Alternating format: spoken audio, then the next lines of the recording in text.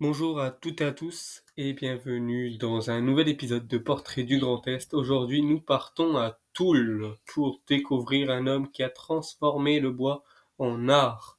Il s'appelle Louis Majorel, maître de l'Art Nouveau en Lorraine et il est né en 1859. Louis Majorel grandit dans une famille déjà passionnée par l'artisanat et l'épénisterie. Très tôt, il développe donc un sens aigu de l'esthétique et du détail et se forme donc aux techniques du bois avec un perfectionnisme remarquable et à la fin du XXe siècle, c'est un nouveau style qu'émerge, l'art nouveau, qui s'inspire des formes naturelles et fluides. Majorel se laisse donc séduire par cette esthétique et commence donc à expérimenter avec des motifs floraux, des lignes courbes et des textures inédites. Ces meubles et objets décoratifs attirent donc rapidement l'attention de ces lampes, bureaux et armoires, souvent ornés de feuilles, fleurs et arabesques. Ils deviennent donc des pièces recherchées par les amateurs et collectionneurs. Majorel allie technique donc artisanale et créativité artistique.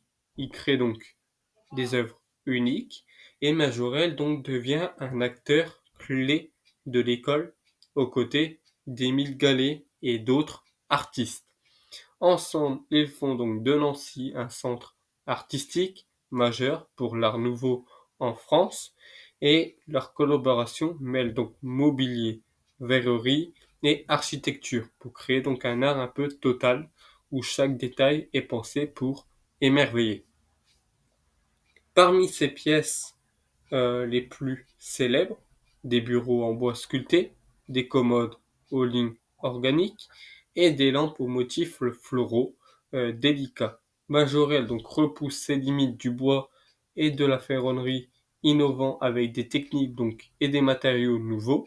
Son travail influence toute une génération d'artistes et reste une référence mondiale. Et Louis Majorel, malheureusement, s'éteint en 1926 mais son héritage perdure et ses œuvres sont exposées dans des musées donc du monde entier. Et son style continue bien sûr d'inspirer des désignés contemporains. Il prouve qu'un artisan peut devenir artiste et laisser aussi une empreinte éternelle. Louis Majorel nous rappelle que bien sûr la passion, la créativité et le savoir-faire peuvent transformer le quotidien en chef-d'œuvre.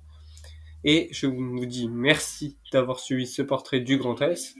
N'oubliez pas de liker, commenter et votre pièce préférée et vous abonner pour découvrir le prochain portrait.